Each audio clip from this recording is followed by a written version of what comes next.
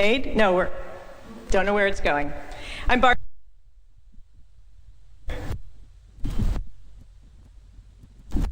Hang on.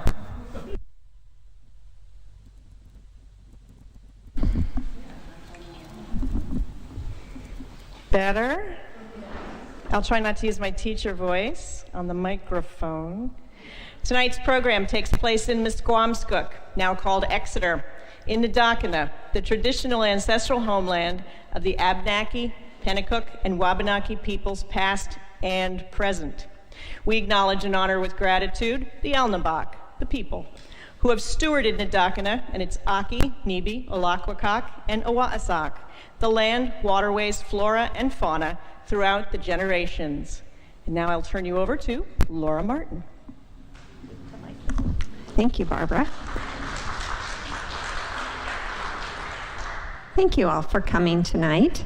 We're very glad that you're with us for the first program of our 2025-2026 season. So thank you for coming to hear about the art of the scandal. I'd like to thank Exeter TV for bringing all of our programs to our members and friends virtually, for which we are always grateful. Next month's program will be on Tuesday, October 7th, right here at 7 p.m. Barbara, whom you just met, will present a talk about her work reviving the history of Exeter's Black Revolutionary War veterans and their families. We hope to see you here. But before that, I have a couple of announcements. Once again, Hannaford Supermarket has been kind enough to make us the beneficiary of their community shopping bag program for the month of September. For each reusable grocery bag purchased for $2.50, they will donate $1 to the Historical Society. So if you happen to shop at Hannaford and use their reusable bags, this month may be the perfect time to stock up. But we were talking about works of art. So tonight, if you'd like to ask a question and you're here in person, please raise your hand and wait for one of us to kind of run over to you. Not only will it help the speaker hear you when you use the mic, like I just showed you, but it will also allow those online to hear you as well. If you are on Zoom, please put your questions in the comments and we'll try to ask on your behalf. And now for the main event. Tonight we will be hearing from Jane Oneail, the founder of Culturally Curious, an arts education consulting firm specializing in art appreciation programs. She curates and delivers programs throughout New England and beyond. She holds a master's in art history from Boston University and a master's in education from Harvard University. Born and raised in New Hampshire, she has worked at some of the state's most esteemed cultural institutions, including the League of New Hampshire Craftsmen, where she served as executive director, and the Currier Museum of Art, where she held the role of senior educator. Jane has also taught at the college level for more than a decade, most recently at Southern New Hampshire University. She's a speaker for the New Hampshire Humanities to Go program, and you will probably recognize her from one of her several recent programs with us. Most recently, she presented Fierce Females last March. So I'm going to turn this over to Jane. Thank you.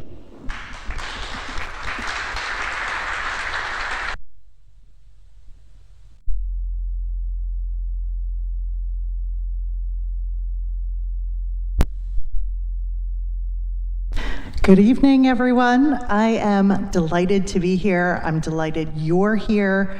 I have to share with you a quick story about speaking in this space because it's always a pleasure to be here. But the first time I came, right before I got on the stage, Laura said to me, "You do realize that Abraham Lincoln spoke here, and he slayed." And then she was like, "And you're up." It sets the bar really high. when you feel like you're coming in after Abraham Lincoln. So tonight we are going to share in some really fun, sort of salacious stories from the world of art. And I try to fold into that some understanding of the artworks that were impacted by the theft, vandals, and forgeries that we're going to see, because otherwise you get a sort of so what feeling. If something gets stolen but you don't really know what it is, it's who cares, right? So we're going to try and understand these works along the way.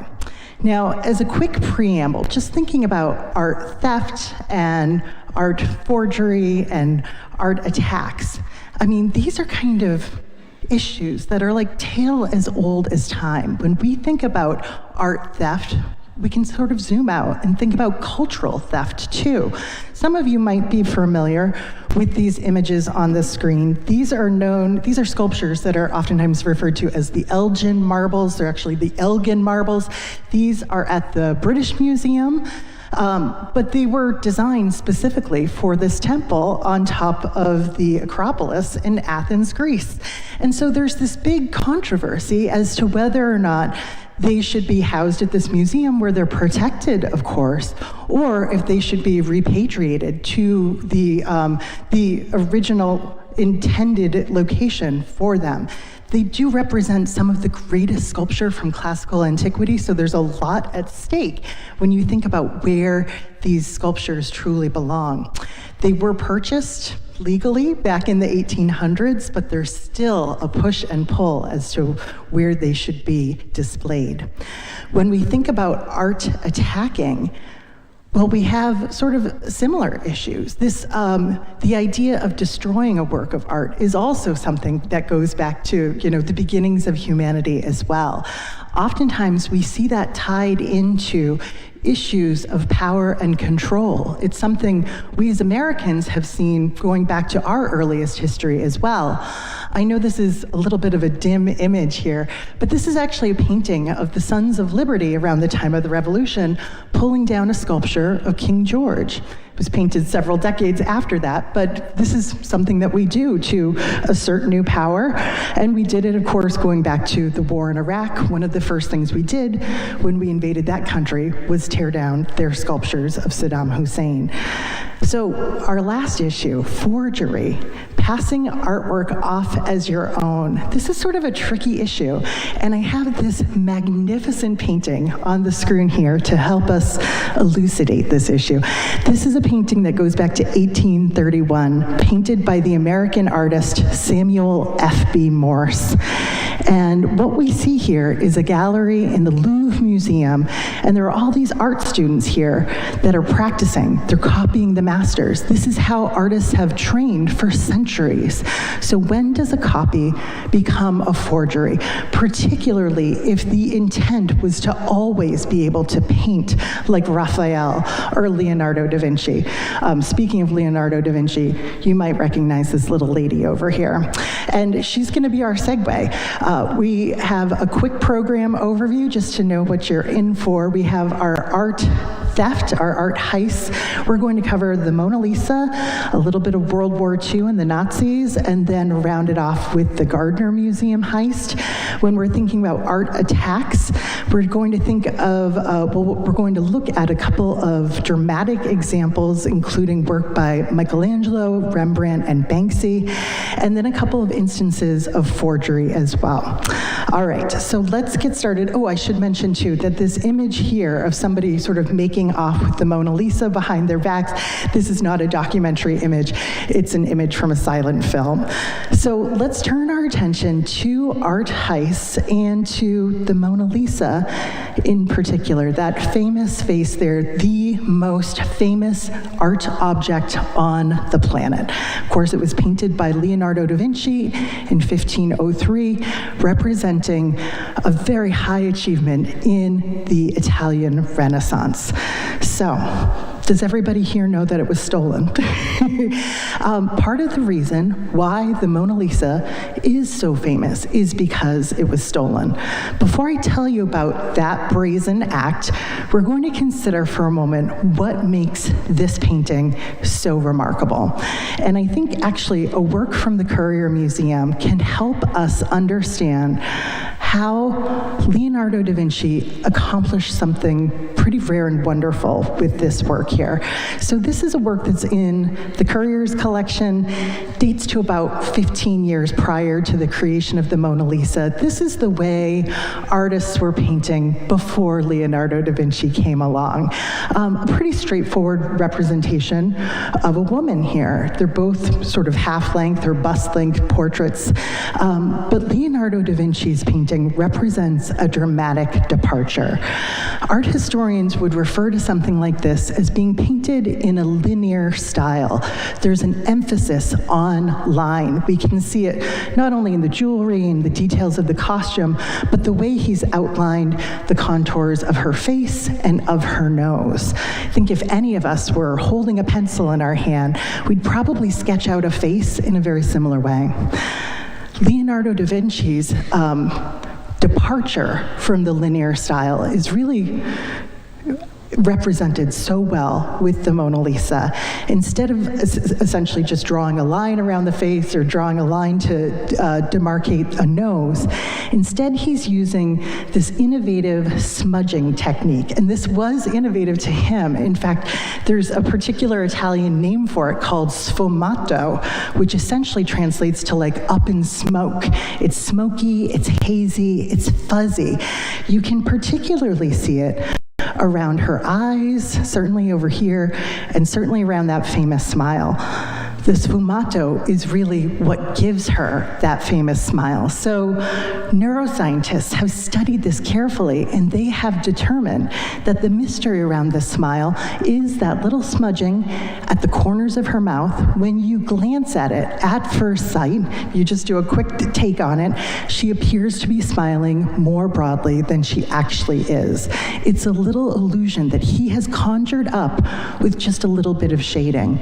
The shading here too has created a more three-dimensional, more sculptural figure here that seems more illusionistic. In fact, people went before the Mona Lisa shortly after it was painted, and they said they could feel or see her beating heart in her chest. She seemed so lifelike to them. So he was able to accomplish something really remarkable here. So how many of you have been to Paris? Most of you. So I'm assuming all of you at some point have run through the galleries of the Louvre in order to see this painting yourself. It's an experience, right? So why do we do that? Why is there a crush of people in front of this picture, which I think universally most people agree is a little underwhelming after the jog through the museum, right? It's a tiny little picture. It's only 30 inches high.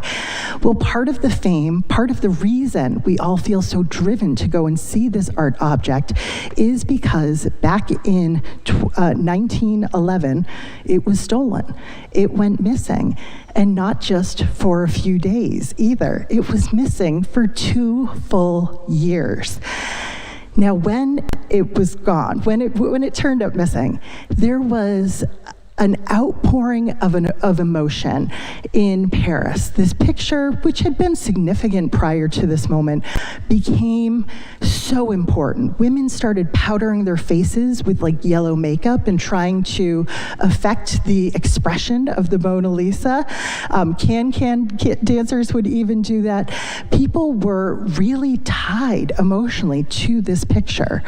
So you might be thinking, how on earth could somebody take this picture off the wall and out of the museum?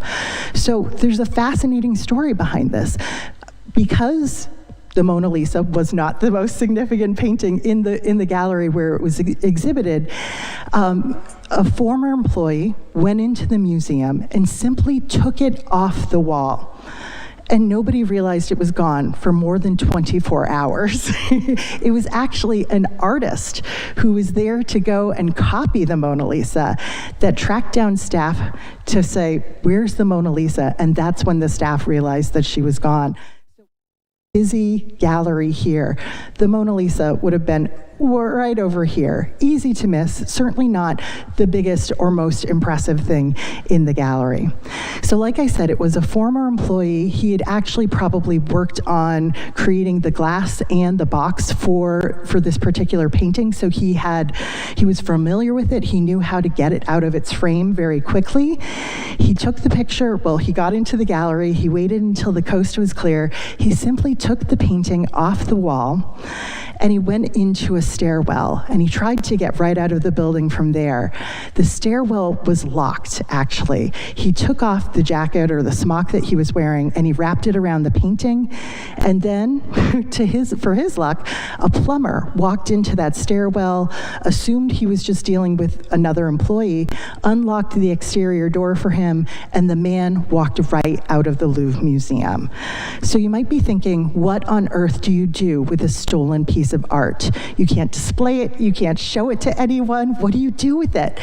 Well, apparently he just put it in like a little chest with a secret compartment at the bottom of it for the next 2 years. And during that time, other people were accused of the crime. Pablo Picasso was actually arrested for stealing the Mona Lisa. Of course, they found out that he didn't do it, he didn't have it.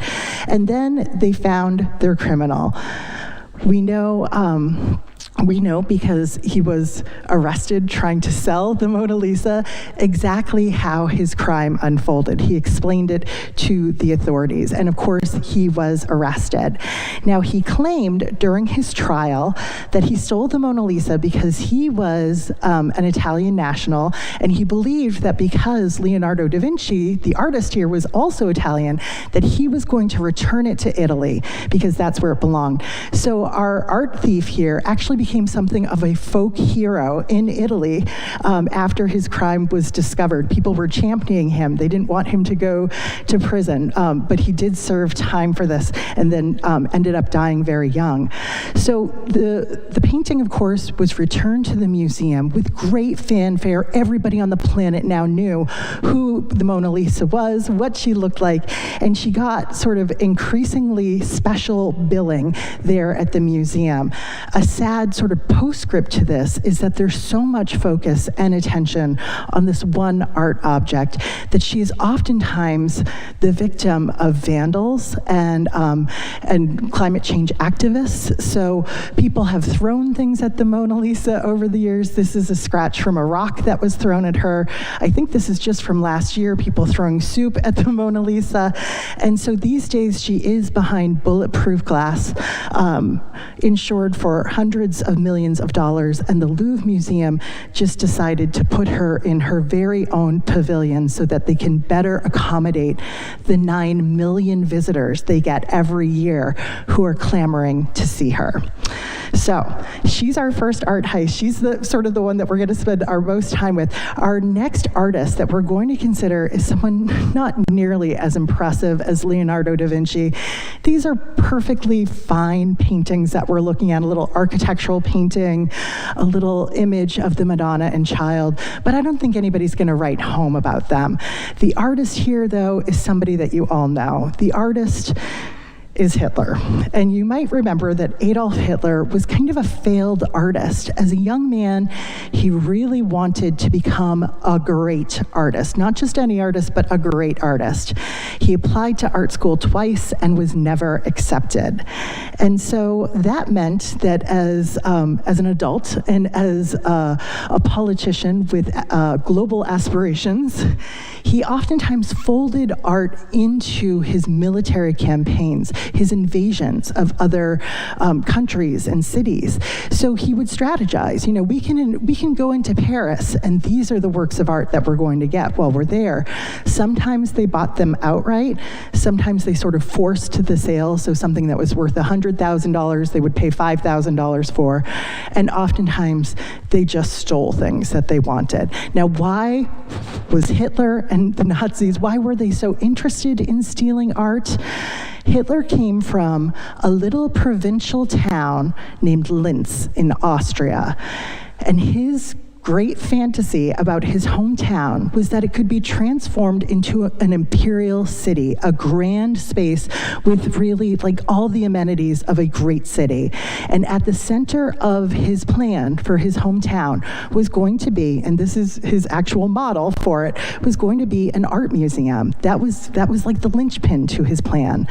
So, okay, great, you're going to build an art museum, but where do you get the art for that art museum? If you're a Nazi, it's easy. You just take it, right? So we know that over the course of World War II, about 25% of all of the art in Europe it changed hands. It was moved, it was stolen, it became unaccounted for. Not all of it unaccounted for, but there was these great transitions. What did the Nazis do with their art? Well, at first, they were just hiding it away in this remote castle in Bavaria called the Neuschwanstein Castle. If it looks familiar to you, if it reminds you of Disney, it's because it was the inspiration to Walt Disney. And this was considered to be a place that was not a strategic target in World War II. It wasn't going to be bombed. Sure, you just put all of your stolen artwork inside of it. So you can see just like mountains of paintings and furniture and sculptures inside that castle.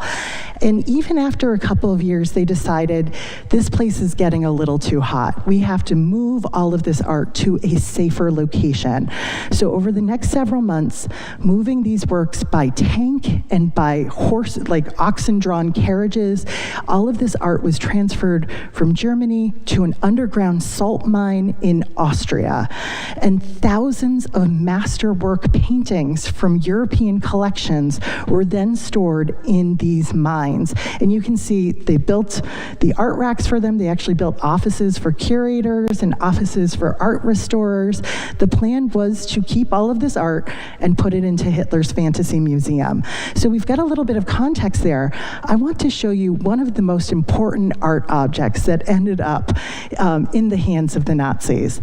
This looks deceptively small here. This is an 11-foot tall altarpiece. It dates back to the early 1400s when humankind was really first getting a handle on oil painting. This was done by the Van Eyck brothers, and it's really considered one of the greatest works of art from the early Northern Renaissance.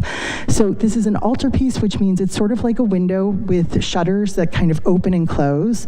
And the tradition is when an altarpiece is closed, it's usually kind of monochromatic, and there's usually sort of a simple story on the outside of it. Now, this altarpiece also opens, and when it opens, you can sort of see people at the bottom here just beginning to open it. Gives you a sense of scale. When it opens, it's like Technicolor. Can you imagine living in the 1400s, what your visual world would look like, and then being able to go into a church and see something like this? It's absolutely dazzling, isn't it? And it's not just the colors, it's the detail. This 11-foot high altarpiece here was in some places painted with a paintbrush that had a single hair on it. That's the level of detail. So I want to show you that very quickly.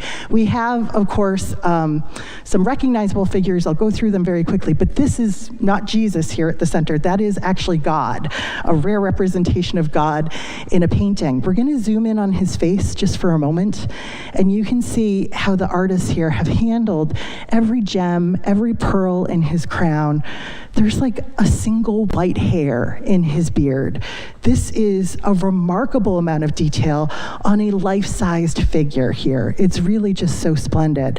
If we zoom out again, I won't go through all of the images, but whenever you see some nudes in a religious painting, male and female, it's a safe bet. It's Adam and Eve, right? So we've got the idea of eating the apple, an original sin here.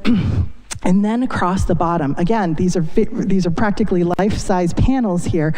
There's a more complex scene, and it really deals with sort of like contemporary life. If we look at a detail here, you can see like a contemporary city in the background. All of these figures probably would have paid to have their faces included, but there's a reference to Jesus as the mystical lamb here on an altar beside a cross. So in essence, this panel here is about Jesus and sacrifice. So if we look at the entire altarpiece all together again, it's about God creating original sin and then salvation here. It's all of Christianity wrapped up into one remarkable painting from the 1400s. So you can bet Hitler wanted this painting. It had actually been stolen a number of times before Hitler. Hitler encouraged all of the higher-ups in the Nazi Party to also collect art / steal art. So everybody was angling to get this painting. It was kind of secreted away at one point to try and sort of fool the Nazis into thinking that they couldn't find it. They found it, and they kept it in that salt mine underneath Austria. These are the Allies, the monuments men, who were discovering that altarpiece in pieces underground in the salt mine. And you can see this is that altarpiece with the mystical lamb. Tremendous damage to this painting when it was discovered underground. Of course, if you ship anything that old around, all sorts of damage can happen to it. So here's just a few more scenes of that altarpiece sort of taken apart into pieces, and the Allies thinking, what's going to happen to it now? How do we get it out of this mine? Of course, today, the altarpiece has been repatriated back to the cathedral in Ghent that it was originally intended for, and this enclosure that we see it in that looks like glass actually cost about $30 million. It's bulletproof.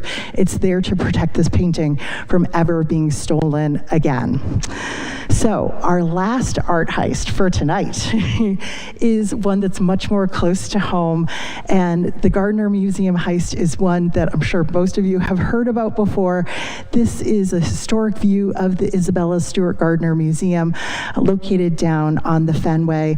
It is a museum that was inspired by Renaissance or Italian palazzo design, so it looks like an Italian palace, and when you go inside the courtyard, it feels like spring all year long. It's this lush garden with this beautiful courtyard space that's filled with classical sculpture.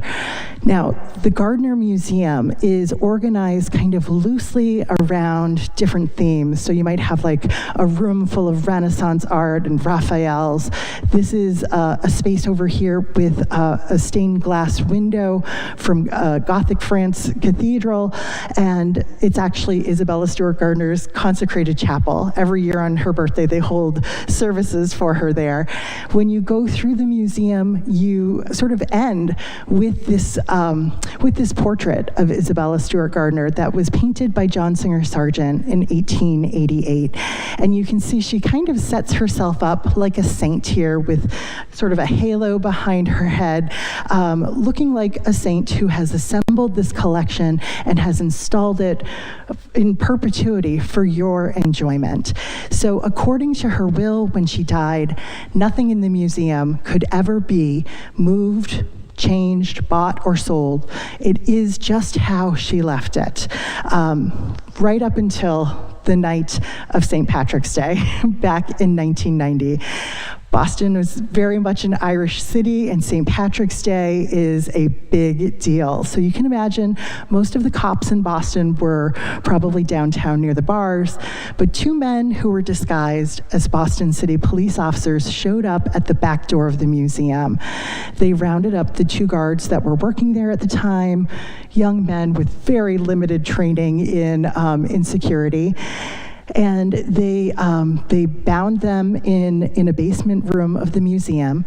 And then these two art thieves took 81 minutes to walk through the galleries of the Isabella Stewart Gardner Museum, ultimately stealing 13 objects, almost as though they were filling out a shopping list.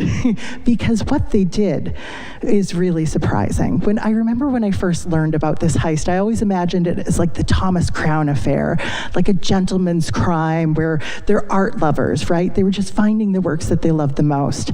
But we know the crime scene, what it looked like, that the men who robbed the gardener cut paintings out of their frames. They smashed frames on the floor. They broke the glass. This was not an art lover's crime at all. These are crime scene photos. So the room that was hardest hit at the gardener was the Dutch room that we see here, and it's filled still with these empty frames because nothing can be moved or changed, and of course because the museum is waiting to get those paintings back. These two large frames here originally housed two very large paintings by Rembrandt, the Dutch Baroque artist who was famous for his incredible portraits and some of his religious paintings as well. I want to highlight this painting because it is so dramatic and it's really unlike anything else that Rembrandt painted in so many ways because it's set on the ocean. He never did anything else like this. The drama of this period, we have this strong diagonal cutting the picture in half. You have the light over here, the deep dark shadow over here, and this is a religious painting. It's called Christ on the Sea of Galilee. This is Jesus down here, and he's preaching to his followers, to his disciples, as they're also trying to right the ship. But just to give you a profound appreciation for Rembrandt, Rembrandt included himself in this scene. He was no contemporary to Jesus. He lived 1,600 years after him. But here he's on the boat with Jesus and he's looking out at us, the viewer, like, can you believe it? Here we are with Jesus. And even more amazingly, he has somebody getting sick over the edge of the boat right alongside him. I think Rembrandt might have had an amazing sense of humor. It's a remarkable painting for its time. Feels very contemporary in a number of ways. Now, Isabella Stewart Gardner loved Rembrandt. She collected several Rembrandts, and it turns out the thieves loved Rembrandt too. This is a little self-portrait. It's an etching. It's about the size of a postage stamp. And if you've been to the museum before, you know it is chock-a-block full of stuff.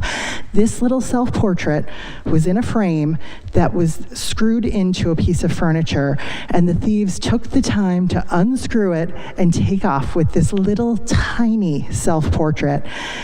Unbelievably, they left this one behind, this gorgeous painted portrait by Rembrandt when he was just 23 years old. This is one of my favorite paintings of all time. This is Rembrandt trying to tell rich people that he can paint all of their wealthy possessions. He's got this beautiful feather in his cap that sort of starts the picture off for us. We can imagine running our hands down that feather, losing your hand in that furball head of hair that he's got, and then he's so young, he's just got a little bit of peach fuzz on his chin. When you stand in front of this painting in Boston, there's little bits of gold thread in his scarf. And then this cloak that he's got on, it's velvet. How do you paint velvet? Rembrandt figured it out when he was 23 years old. Guess what? I'm not the only one that loved this painting. The thieves that broke into the gardener that night, they took this painting. They took it off the wall. They wanted to leave with it. But this painting is painted on a wooden board, and they couldn't cut it out of its frame. They couldn't roll it up and stick it under their arm, and they thought better of it. And lucky for us, they left it there for us. So just a few more works from that heist. They took several works on paper by French Impressionist artists, and then I think just to throw everybody for a loop, they took an ancient Chinese beaker and the top of a Napoleonic flag, something that had very, very little value, especially considering it was right next to some drawings by Michelangelo. So, the most valuable piece that they took that was in this empty frame is this painting by the Dutch Baroque artist Vermeer, painted in the 1660s. It's called The Concert. It's this beautiful little interior where we can see these three figures who are making music together, literally in accord. There's all these wonderful little details in it, but I particularly love the singer here. Let's see if I can get my pointer going. Maybe not. Here she is. Oh, there we go. Here she is with her music in her hand, sort of like summoning the breath to sing in this moment. It's just so gorgeous. So this is just a quick reminder to you that if you know where those paintings are that have been missing for about 35 years now, you could be $10 million richer by the end of the night. This is still, I think, the #1 art crime listed by the FBI. So still an unsolved case. Very quickly, we're going to move through a couple of significant art attacks. I'm sure many of you have also been to Rome, to the Vatican, to the largest church in Christendom, St. Peter's, and you might remember when you walked in, there was this incredible sculpture right there by the door. This is Michelangelo's Pietà, a carving of the dead Christ in his mother's arms that this master artist carved before the age of 25 out of a single piece of marble. So he didn't invent the form of the Pietà, this kind of mourning scene. This is something that artists had been producing for centuries. Here's a much earlier version of a Pietà, just to show you a little contrast. For centuries, artists have used this form to explore not only sort of Christ's physical pain in his death and Mary's emotional agony at his passing. And Michelangelo, as this young, innovative artist, approaches it from a completely different point of view. Instead, he thinks, how am I going to show that these figures are divine? And his answer is, I'm going to make them divinely beautiful. When you look at the figures in Michelangelo's Pietà, they take your breath away. They are perfect. Mary is supposed to be the mother of a 33-year-old man. She doesn't look a day over 18, if you ask me.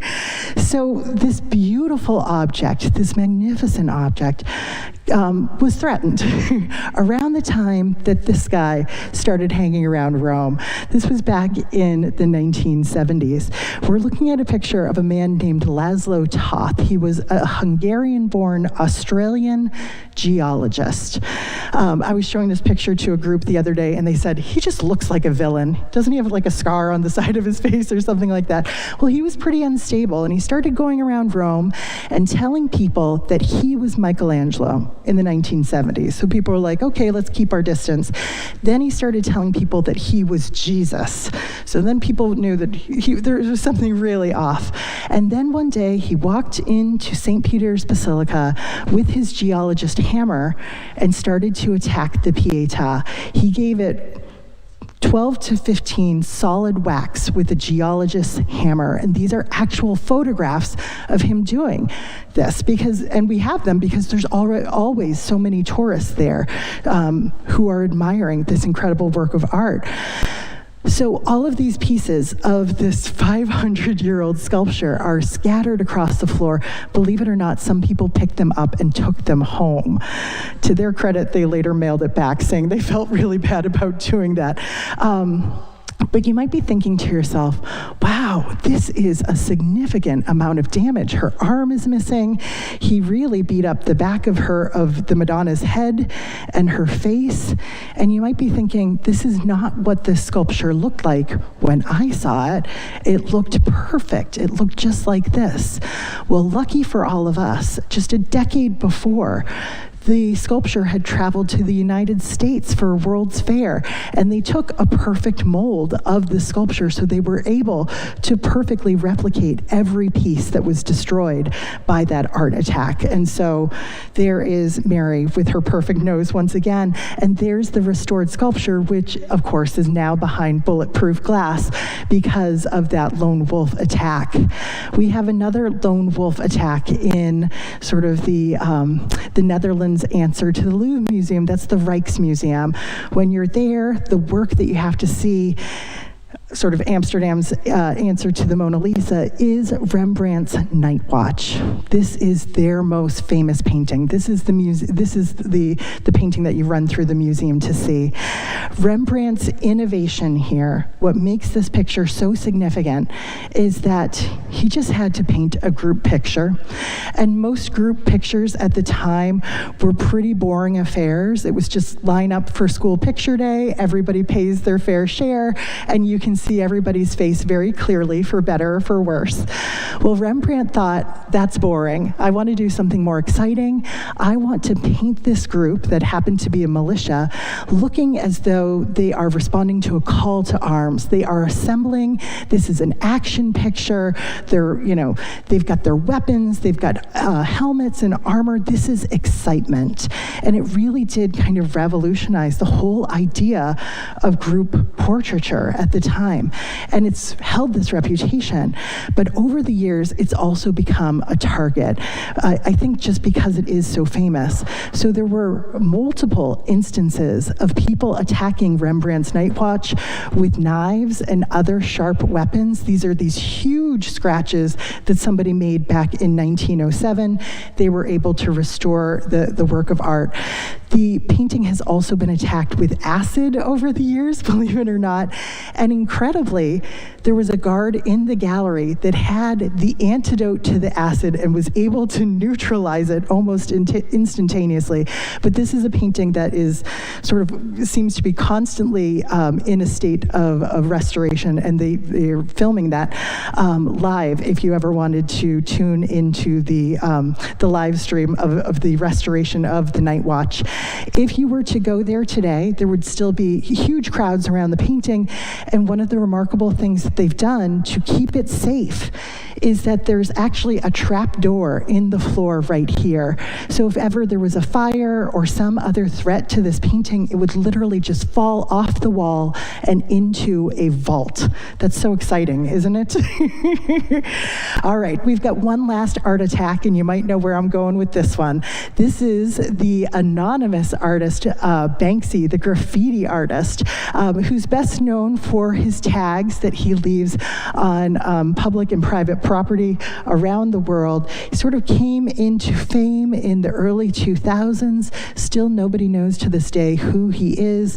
He's particularly famous.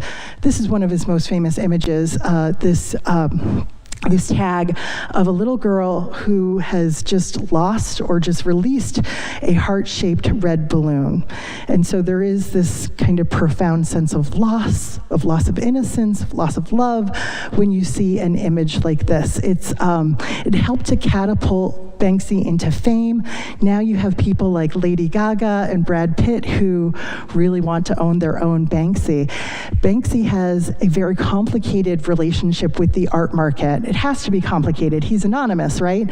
So after he rose to fame, when he would create new graffiti in a neighborhood, oftentimes graffiti sort of drives down real estate prices. His graffiti can actually drive it upwards. It can enhance your property values. So he has this thorny relationship with the art market. So he created this third party, this separate company called Pest Control. And Pest Control was the only legitimate way to authenticate a Banksy work of art. And occasionally, Banksy will even send one of his works of art to art auction. And so in recent years, just a couple of years ago, he sent a reproduction of The Little Girl with the Balloon to Sotheby's to be auctioned off. And the second the gavel hit the table, and the work was sold for $1.3 million. The frame that Banksy had made for the image immediately shredded it. And you can see everybody at Sotheby's absolutely aghast at this moment because no one knew what was going on. Was this planned? Was this staged? Was this some sort of accident? What happens to the $1.3 million? Well, Banksy revealed on social media that he had created a contraption within this very significant frame to do just that, to shred the work of art. He was kind of thumbing his nose at the art establishment in a certain way, but he also was able to make a buck or two off of this because the person who purchased the work was delighted. And Pest Control authenticated it as a brand new Banksy with a brand new title called Love is in the Bin. So the person that bought the shredded Banksy painting has a brand new work, and they're perfectly content that it is, well, it's basically refuse now. So we'll round things out very quickly with our last section here. on art fraud.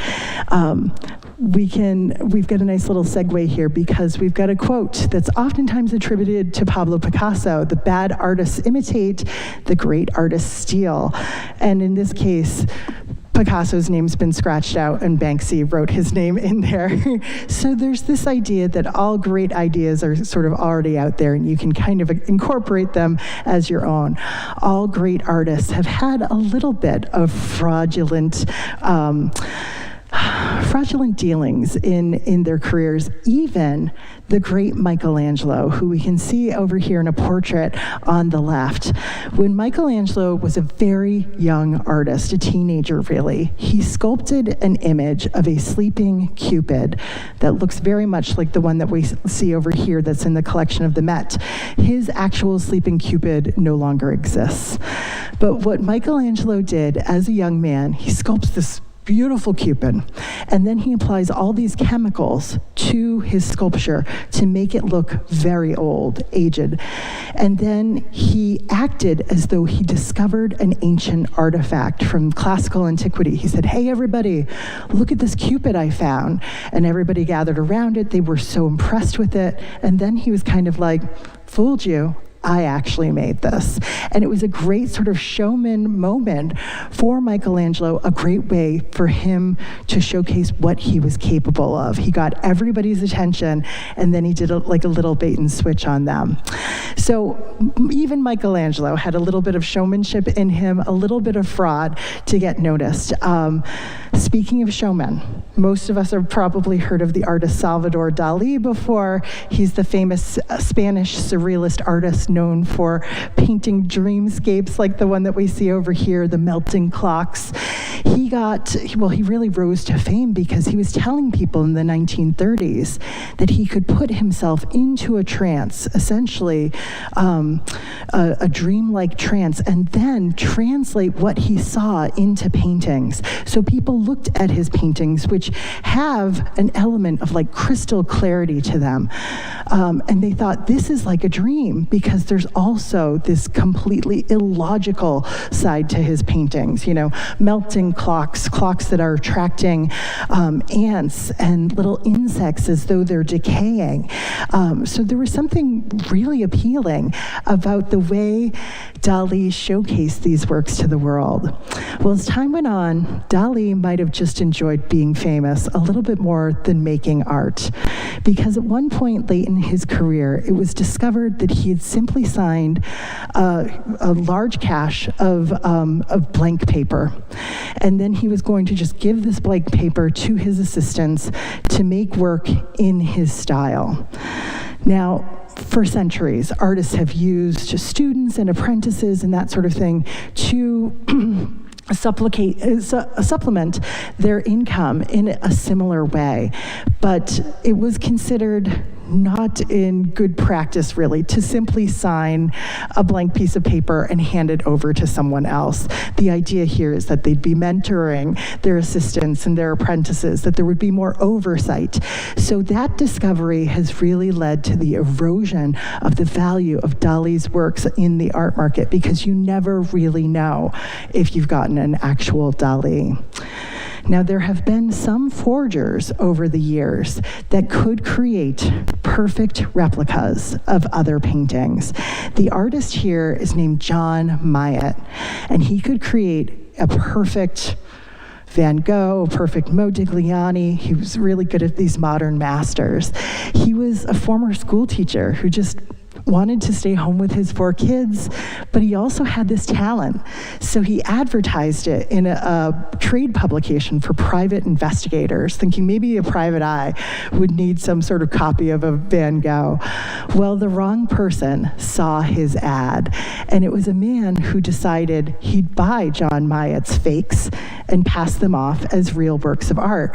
So this man was named John Drew, and the two men over time became accomplices, and John Drew would essentially create a paper trail for the fakes and the forgeries that John Myatt could produce.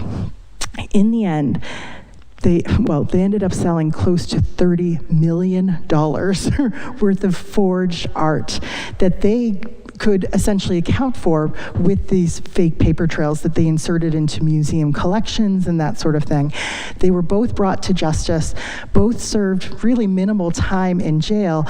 John Myatt is a free man, and these days he's so famous for his fakes that he has a new business called Legitimate Fakes, where you can hire John Myatt to paint your own face into a famous painting like Girl with the Pearl Earring, and everything comes full circle because now people make fake John Myatts.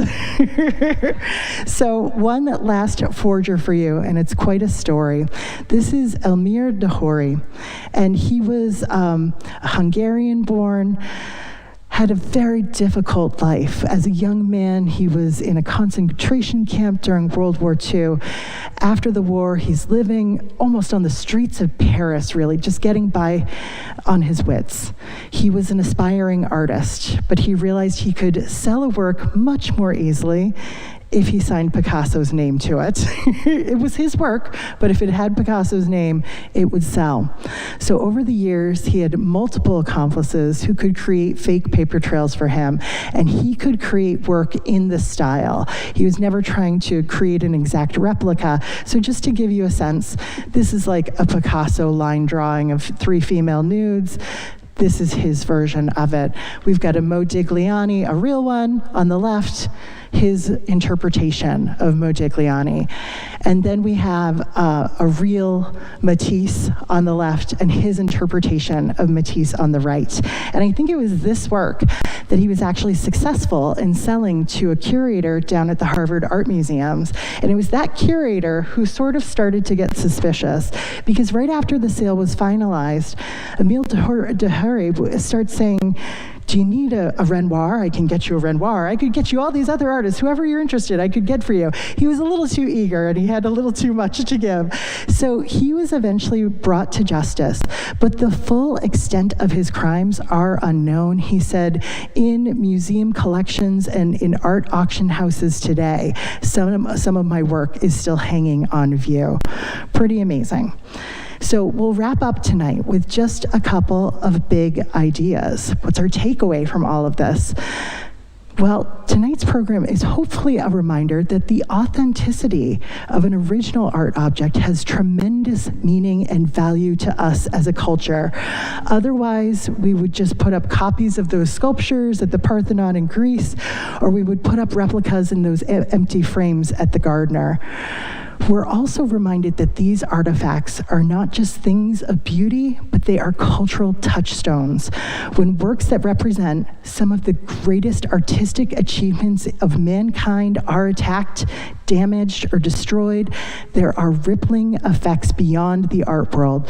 These objects are tied to religion, to politics, to our very identity. And then finally, we're reminded that imitation is always the most sincere form of flattery, because in the end, we are still drawn to the authentic masterpieces made by the hand of the artist, which will probably mean for decades to come, there will be people running down the galleries of the Louvre looking to photograph the Mona Lisa. So I'll end there for now, and I welcome any questions or comments that you have about art theft. Thank you.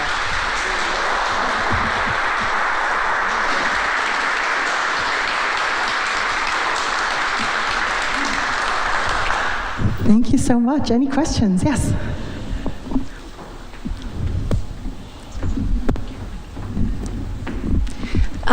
Do you have a favorite Gardner heist theory? Is it the buried in Manchester, Connecticut? It was stolen to give leverage to get Whitey Bulger out of jail? Like, is there one that you like? Is it, in some vault somewhere that only a billionaire gets to go look at the stuff? That's a great question. And to be honest, I don't know enough about organized crime to have a great theory. I guess I always understood it as like, it's a bargaining chip, right? Or it was supposed to be a bargaining chip that has never been used. So you could use it to maybe get somebody out of jail, but why hasn't it been offered as a bargaining chip? So it's just so strange to think that these paintings hopefully still exist out there somewhere, that a few people know where they are, and don't tell the world. The day that they are returned, and I really hope that they are, can you imagine? We'll have a bigger parade than when like the Red Sox win the World Series.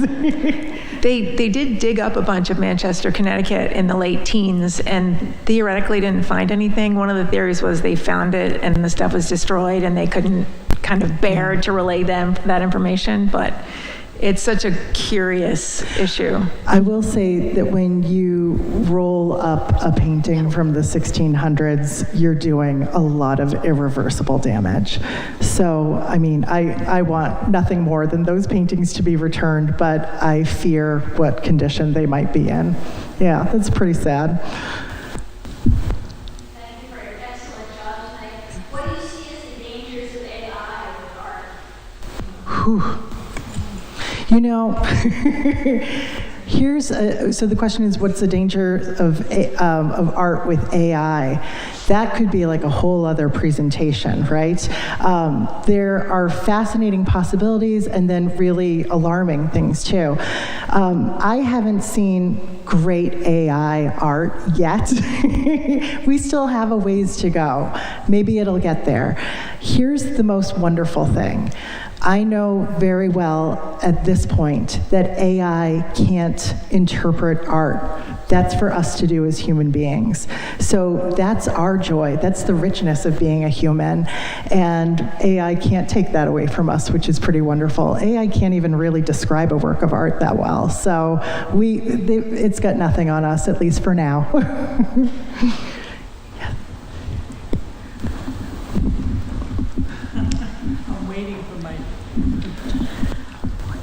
I have read recently that more and more museums are putting the famous works of art where people can't see them anymore because of deterioration and whatever. Do you think that that's what's going to happen as far as the future of museums are concerned? I mean, they don't take them, a lot of shows don't have the originals anymore because the insurance is so great. Yeah, that's a fascinating question. And of course, there's a theory out there that, you know, the Mona Lisa was returned to the Louvre, but they never put the real Mona Lisa back on view. I mean, I can't speak to whether or not that's true. I will say that I was looking at the photos of what was returned, and I thought, that looks really different from what the painting that I know today. So I could go down those rabbit holes. I like that.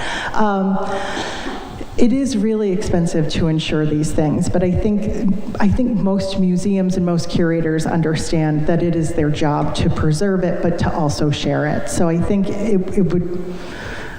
my hunch is that most museums are still exhibiting their originals. Can I say something? Yeah. I noticed in a few of the new exhibits that they're all digital rather than artwork. People are seeing pictures of artwork on the walls, but it's not the artwork. It's like digital projections, right? Yeah, it's like that seems to be the new trend. I've seen 2 or 3 shows like that, and I've said, well, I want to see the painting. I don't want to see a photograph of the painting. Right. But does that seem to be the future of arts and museums? I would say that's sort of happening parallel to museums. I haven't seen a major institution house like one of those projection type exhibitions yet, but it does seem like there's a demand for it. I think people want to interact with these beloved images in new ways. It's like the feeling of stepping into a Van Gogh landscape. That's kind of intriguing, isn't it? So I think it's just appealing to different audiences, maybe different generations of audiences, but I think most art museums are probably going to steer away from it for some time. I have a comment from online. Julie Phillips says, loved your presentation. I'm a huge Gardner fan. Hope we find an answer. Right. I was giving a presentation on Rembrandt last week, just north of Boston, and a woman said that she had been at the Gardner Museum the day before it was robbed. And she said, I was one of the last people on the planet to see those paintings, and it just gave me chills. It's it's amazing to think that they could still be out there and that they could still be returned. It's an endlessly fascinating story. All right. Well, thank you again, everybody, for coming out tonight. I really appreciate it. Thank you.